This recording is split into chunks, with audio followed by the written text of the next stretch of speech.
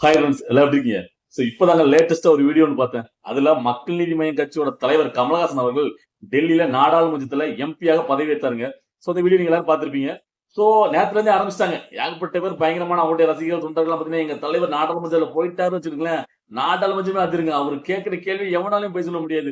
அதிர விட்டுருவாரு, அண்ணாக்கலப்படுத்திடுவாரு. இப்ப வரைக்கும் பாருங்களேன், நாடாளுமன்றத்துல எத்தனையோ பேர் போயிருக்காங்க. பாத்தீங்கன்னா, கையில ஏதாவது எடுத்து போனாங்களா பாத்தீங்களா? இப்பவே ஃபைல்லாம் கொண்டு எவ்வளவு அறிக்கையோட போறாரு. வேற லெவல்ல அதிர விட்டுவாரு. அப்படி இப்படி பில்டப். இதெல்லாம் கேட்டவொடனே எனக்கு என்ன தோணுச்சுன்னா, ஆமா அதெல்லாம் அறுத்து தள்ளிருவாரு. இப்படிதாங்க நாமளும் ஒரு அரசியல் கட்சி ஆரம்பிச்சுட்டு வந்த புதுசுல டிவி ரிமோட்டை கொண்டு டிவி எல்லாம் உடைச்சிட்டு என்ன பண்ண போறீங்க, யாருக்கு ஓட்டு போட போறீங்க, குடும்ப ஆட்சிக்கு, வாரிசு அரசியலுக்கா, ஊழல் அரசியலுக்கா அப்படின்னு பயங்கரமா டைலாக் எல்லாம் பேசி வந்தாரா. அப்ப நமக்கு என்ன தோணுச்சுன்னா, ஆமாப்பா இவர் ஏதாவது வித்தியாசமா பண்ணுவாரு. ஏன்னா சினிமாவிலேயே வித்தியாசமா பண்ணக்கூடிய ஒரு அரசியல் கட்சி ஆரம்பிச்சு வந்தா ஏதாவது ஒண்ணு சம்திங் ஏதாவது மாற்றமா பண்ணுவாருப்பா அப்படின்னு நம்ம எதிர்பார்த்துட்டு இருந்தா, ஒரே ஒரு தேர்தல் தான். அவர் ஏன் தேர்தலுக்கு அரசியல் கட்சி ஆரம்பிச்சு வந்தாருன்னு அதுக்கப்புறம் தான் தெரிஞ்சு.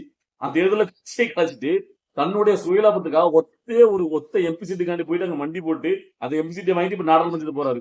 இதுல இருந்தே பெரிய பெருமை வேண்டி கிடக்கு. இல்ல நான் கேட்கிறேன், அதான் நாடாளுமன்றத்துல போன உடனே இல்ல சாதாரண இவர்கிட்ட ஒரு கேள்வியை கேட்டாலே அதுக்கு சுத்தி வளைச்சு நேரடியா போய் சொல்லாம அப்படியே தலையை சுத்தி கடைசியில கேள்வி கேட்டா நாம என்ன கேள்வி கேட்டா அப்படின்னு மறந்து போற அளவுக்கு ஒரு பதில் சொல்லக்கூடியவர். இவர் நாடாளுமன்றத்துல பேச என்ன விஷயத்துல இருக்கும்? அதாவது எனக்கும் நம்மளுக்கும் பாத்தீங்கன்னா இவர் மேல ஒரு பெரிய மரியாதை இருந்துச்சு சினிமாவில் இருக்கிற வரைக்கும். அதாவது ரஜினிகாந்த் அவர்கள் அரசியலுக்கு வர பிபி ஏத்தி ரொம்ப காலமா சொல்லிட்டு இருந்தாரு. இவர் அப்படி எதுவுமே சொல்லவே இல்லை. அப்படி திடீர்னாப்புல அரசியல் கட்சி ஆரம்பிச்சு அப்படின்னு புதிச்சாரு. என்னடா இது ஆச்சரியமா இருக்கு. சரி பரவாயில்ல, என்ன பண்ணாலும் பார்க்கலாம் பார்த்தா இப்படி போயிட்டு அங்க போயிட்டு எதுக்காண்டி ஒரு அரசியல் கட்சி ஆரம்பிச்சு வந்தான் அப்படிங்கிற நோக்கம் இல்லாம ஒண்ணு இல்லாம அங்கிருந்து என்னதான் கழிவுகளை ஊத்தினாலும், ஏன்னா மேடை பேச்சா இந்த சிவாஜி கிருஷ்ணமூர்த்தி மாதிரி ஆபாச பேச்சாளர் வரைக்கும் எங்களை ஏத்து கட்சி ஆரம்பிச்சவங்க எங்கிட்ட தான் வந்து கிடக்காம ஒத்து சீட்டுக்கு அப்படின்னு நக்கல் பண்ற மாதிரி கேவலப்பட்டாலும் அந்த ஒத்து சீட்டை வாங்கிட்டு அங்க போயிருக்காரு. இதுல என்ன பெருமை இருக்கு? அவர் நார்மலா அவர் எந்த நோக்கத்துக்காண்டி அரசியல் கட்சி ஆரம்பிச்சோ அதே நோக்கத்துல எல்லாரும் அவர் கட்சி விட்டு எத்தனை பேர் போயிருந்தாலும் அவர் துளிச்சு அவர் நின்று ஒத்த சீட்டு இப்ப எம்பி சீட்டை வாங்கிட்டு அவர் அங்க போயிருந்தாரு. நாடாளுமன்றத்துல போயிட்டு ஒரு பதவி வச்சிருந்தாரு ஒரு தமிழன் அப்படின்னா நான் 2 கை சொல்லிட்டு போட்டிருப்பேன். ஆனா அதை விட்டு ஏன் எதுக்கு தெரியாம என்ன நோக்கத்துக்கு அரசியல் கட்சி ஆரம்பிச்சுனே தெரியாம அங்க போயிட்டு மண்டிட்டு ஒரு சீட்டை வாங்கிட்டு போறாருன்னா இதுல என்ன பெருமை கிடக்கு? பாக்கலாம் அவர் என்ன பண்ணுவாரு. இப்போ அதை டைலாக் விட்டுருக்காரு வெளியில வந்துட்டு. அதாவது நமது நாட்டை பிளவுவாத சக்தியிலிருந்து மீட்க வேண்டும். அட்டேங்க அப்பா, முதல்ல நாட்டை உங்ககிட்ட இருந்தா மீட்கணும். ஏன்னா நீங்க பண்ற அரசியல் ஒண்ணு இருக்க, ஐயோ கால சூழலுக்கு ஏத்த மாதிரி உங்களுக்கு ஏத்த மாதிரி ஒரு அரசியல் பண்ணுவீங்க. இப்ப வரைக்கும் திமுக அமைச்சர் தங்கம் தினசு இன்னைக்கு ஒரு பேசிருக்காருங்க. என்னன்னு கேட்டீங்கன்னா, தமிழகத்துக்கு மோடி வருவது பெருமை. என்ன கேட்டீங்கன்னா, கங்கை கண்ட சோழபுரம் ராஜேந்திர சோழனுடைய 1000வது அசைவலால கலந்து கொள்வதற்காக பிரதமர் மோடி அவர் தமிழகத்துக்கு வராரு, அது பெருமை அப்படின்னு பேசிருக்காரு. அட்டேங்க அப்பா, நல்லா பேசுங்கடா உருட்டா. உங்க ஆச்சுன்னா வெல்கம் மோடி, இதே நீங்க எதிர்கட்சியா இருந்தா கோபேக் மோடியா? இதையும் மக்கள் பார்த்துக்கிட்டு என்னென்ன விட்டாங்க பாருங்க. அந்த மாதிரி பிளவாத சக்தி வந்து மீட்க போறாரு யாரு? கமல்ஹாசன் அவர். பார்க்க தானே போறோம். நீங்க என்ன பிளவாத சக்தி வந்து மீட்கீங்க, எதுக்காண்டி கட்சி ஆரம்பிச்சுட்டு என்னத்தை கிழிச்சிங்க இப்ப மீட்க போறீங்கன்னு. அதாவது நாம வந்து பாத்தீங்கன்னா எல்லாரையும் நல்லாதான் பேசணும், நல்லாதான் விமர்சிக்கணும்னு நினைக்கிறோம். ஆனா அவங்க பண்ற செயல் தானே அவ்வளவு தீர்மானிக்குது. நாம இப்படி பேசிட்டு இருக்கும் போது நாம வந்து பாத்தீங்கன்னா இந்த விமர்சனம் பண்றோம்ல, அதாவது பாத்தீங்கன்னா நம்மளுக்கு சரியில்லை பிடிக்கலன்னா விமர்சனம் பண்றோம். இதுக்கு வந்து பாத்தீங்கன்னா நேத்து நம்மகிட்ட கேட்கிறாரு, என்னப்பா நீ கமலஹாசன் விமர்சனம் பண்ற, சீமான விமர்சனம் பண்ற, டிஎம்கே விமர்சனம் பண்ற, எனக்கு கூட விமர்சனம் பண்ற, இது எல்லாரும் விமர்சனம் பண்ணிருக்கீங்க. அப்ப விஜய்க்கு மட்டும் ரொம்ப தூக்கி பிடிக்க அப்படி என்னப்பா விஜய் தூக்கி பிடிச்சி செஞ்சாரு அப்படின்ட்டு. அவரு செய்யறத இனிமேதான் செய்வாரு. ஏன்னா இன்னும் அவர் கட்சி ஆரம்பிச்சு வந்து அவர் எடுத்த ஸ்டாண்ட் இன்னும் மாத்தி எதுவுமே பேசல. இதுவரைக்கும் அவர் பேசினதில்ல. எதுலயாவது மாறி நின்றுக்காரா? எதுலயுமே இது வரைக்கும் தடமுரண்டு மாறி நிக்கல. அது வரைக்கும் நான் அவர் தூக்கி பிடிச்சிட்டு தான் இருப்பேன். ஏன்னா அவர் சொல்றதை செய்யக்கூடியவர். அவர் ஆரம்பத்துல முதல் மாநாட்டுல என்ன சொன்னாரோ அதே மாதிரி இது வரைக்கும் நடந்துட்டு இருக்காரு. அவர் எந்த இடத்துலயுமே மாத்தி அவர் சொன்னதுக்கு மாறாக எதையுமே இது வரைக்கும் பண்ணல.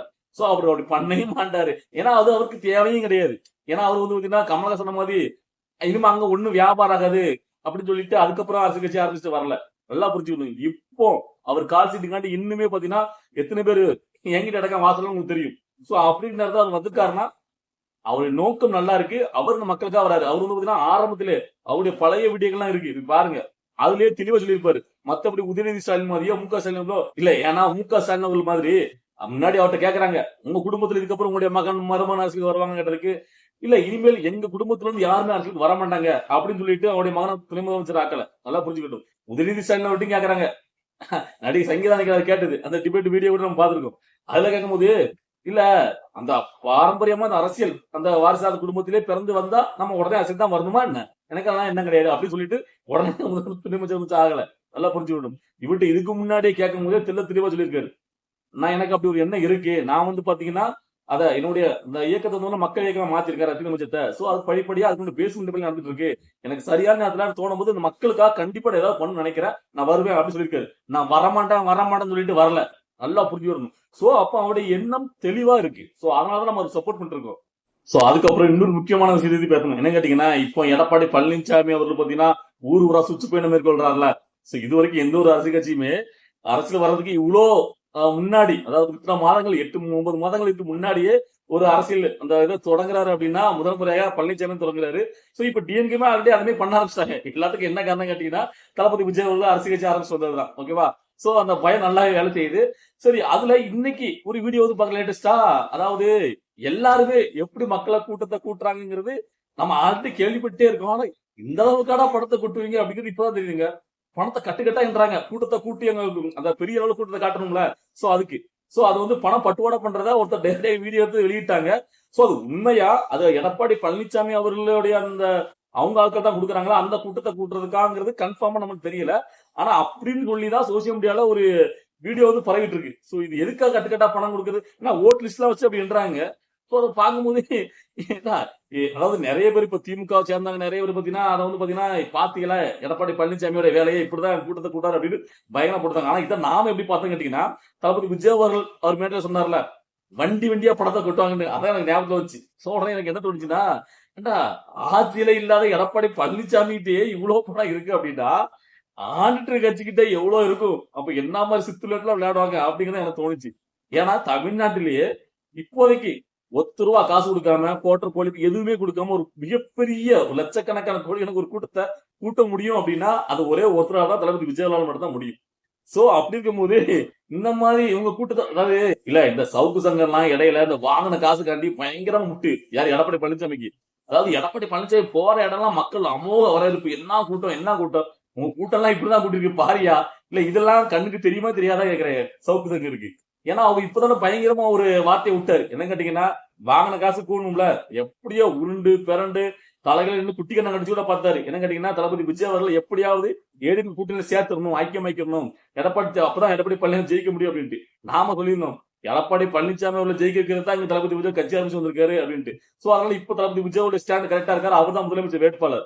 ஏன்னா மக்கள் அதானே எதிர்பார்த்திருக்காங்க. சோ அது தெரிஞ்ச உடனே இப்ப உடனே விஜய்க்கு எதிராக, அதாவது அவர் வந்து பாத்தீங்கன்னா ஷூட்டிங் போறாரு, இப்பெல்லாம் கதை கேட்க ஆரம்பிச்சாரு.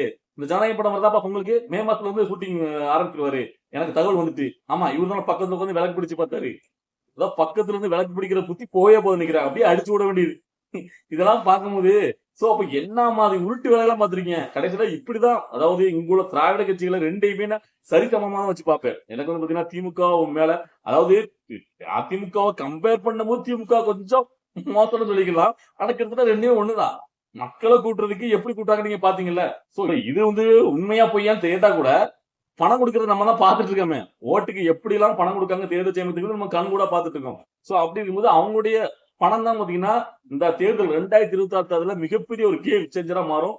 அது பயங்கரமா விளையாடும். சோ அதாவது பாத்தீங்கன்னா தளபதி விஜய் அரசுல வந்ததுனால போட்டி போட்டு இறக்குவாங்க மக்கள். திரும்ப நான் அந்த வீடியோல தான் சொல்றேன். சோ 2 விஷயத்த தெளிவா சொல்றேன். தளபதி விஜய் ஜெயிக்கணும்னு நினைக்கிறவங்க தெளிவா பாருங்க, எவ்வளவுக்குள்ள ஷேர் பண்ண முடியுமோ ஷேர் பண்ணுங்க. ஏன்னு கேட்டீங்கன்னா, கண்டிப்பான முறையில தளபதி விஜய் அரசு கட்சியை அழிக்கணுங்கிற நோக்கத்துல, அவர் தோக்கடிக்கணும் நோக்கத்துல பணம் பயங்கரமா விளையாடும். அந்த பணத்தை மக்கள் வாங்கிக்கிட்டு கொஞ்சம் கூட அந்த கில்ட்டினஸ் இல்லாம வாங்குறது வாங்கிடுங்க. ஏன்னா அது உங்களுடைய பணம், உங்களை நோக்கி தான் வருது. அது வந்து எந்த நாங்க பணம் வாங்கிட்டோம் அதனால அவங்களுக்கு தான் ஓட்டு போடுங்கிற எண்ணம் உங்களுக்கு தயவு செஞ்சு வரக்கூடாது. நீங்க யாருக்கு ஓட்டு போட்டா இந்த நாடு நல்லா இருக்கும், நாம நல்லா இருக்கும், யாரு நீங்க வரணும் முதலமைச்சர் நினைக்கிறீங்களோ அவங்களுக்கு ஓட்டு போடுங்க. அது யாரா இருந்தாலும் சரி, பணத்தை வாங்கிட்டோங்கிறக்காண்டி ஓட்டு போடாங்க. அது ஒண்ணு. இன்னொன்னு பாத்தீங்கன்னா, தமிழை வச்சு காலத்துல கேண்டிடேட் நிப்பாட்டுவாங்க. அந்த கேண்டிடேட் வந்து பாத்தீங்கன்னா கொஞ்சமாவது ஒரு உண்மையா இருங்க, அவ்வளவுதான் நான் சொல்ல முடியும். பேருக்கு உங்களை வந்து நிப்பாட்டு, அதாவது ஏன்னா இங்க உள்ள திராவிட கட்சிகள் ஒவ்வொரு ஏரியாலையும் ஒவ்வொரு சட்டமன்ற தொகுதியிலும் மிகப்பெரிய ஒரு ஆளுமை இவ்வளவு ஆண்டுகளா மாறி மாறி வந்ததுனால அவங்க தான் ஆளுமையா இருப்பாங்க. சோ அந்த இடத்துல புதுசா நீங்க வரக்கூடியவங்க அவங்களுக்கு பயந்தோ கண்டிப்பா உங்களுக்கு மிரட்டல், அது பணம் மூலியமா தான் சரி எந்த மூலியமாலும் இல்லைன்னா உங்களுக்கு விலை கொடுத்து வாங்க பார்ப்பாங்க. சோ அதுக்கு நீங்க அந்த மாதிரி போயிடாதீங்க. அதனால திரும்ப சொல்றேன், அப்படி போற ஒரு இடத்துல இருந்தா இப்பவே கிளம்பி போயிருங்க. பயம் இருக்கா, மிரட்டாம போகுதா, தயவு செஞ்சு இப்பவே கிளம்பிருங்க. அந்த மனுஷன் உங்களை நம்பி வந்து உங்களை நிப்பாட்டும் போது கடைசி நேரத்துல வாபஸ் வாங்கிட்டு போறது, இல்ல கட்சியை தவறா சித்தரிச்சுட்டு விமர்சனம் பண்ணிட்டு போறது, இந்த மாதிரி எந்த ஒரு கேவலமான செயலையும் பண்ணிடாதீங்க. அதுதான் திரும்ப திரும்ப சொல்றேன். ஏன்னா கண்டிப்பான முறையில இருக்கு. உங்களோட ஆளுங்கட்சி என்ன மாதிரியான சித்து விளையாட்டு விளையாடுவாங்கிறது நம்மளுக்கு நிறைய பார்த்துட்டு வந்திருக்கோம். சோ விஜயகாந்த் கட்சியில எவ்வளவு பேரை விலைக்கு வாங்கினாங்க எல்லாமே தெரியும். அதே மாதிரி தான் கமலஹாசன் அவர்கள் விமர்சனம் உள்ளப்பட்டலாம் அவர் கட்சியில இருந்து ஒரே தேர்தலுக்கு அப்புறம் எல்லாம் போயிட்டாங்க. சோ அதனால தளபதி விஜய் அவர்களுடைய இந்த அரசியல ஒண்ணுமே இல்ல அப்படிங்கறத காட்டுறதுக்காண்டியே எல்லாரையும் விலைக்கு வாங்குறதுக்கு ஏதோ ஒரு முகையில உங்களை அச்சுறுத்த பார்ப்பாங்க. தைரியமா அதாவது துணிவா இருக்க முடியும்னா இருங்க. இல்லையா இப்பவே கிளம்பிருங்க. ஐயா என்ன விட்டுருங்க, நான் இந்த விளையாட்டுக்குள்ள இந்த ஆட்டத்துக்குள்ள நான் வரல அப்படின்னு சொல்லிட்டு ஒதுக்கிருங்க. அதை விட்டுட்டு நின்னு அவரை ஏமாத்துறாங்க. நம்பிக்கை துரோகம் மட்டும் பண்ணிடுறாங்க. ஏன்னா கடைசி நேரத்துல காலை வாரி விட்டுறாங்க. அதான் நான் சொல்ல நினைக்கிறேன். சோ இதை பார்த்துட்டு மக்கள் உங்களுக்கு என்ன தோணுது? இன்னைக்கு நம்ம பேசக்கூடிய எந்த கருத்து உங்களுக்கு பிடிச்சிருக்கு, எது பிடிக்கல, ஏதாவது மாற்று கருத்து இருந்தா உங்களுடைய கருத்துக்களை கமெண்ட்ல பதிவு பண்ணுங்க. நான் ரிப்ளை பண்ண இருக்கேன். பாய்.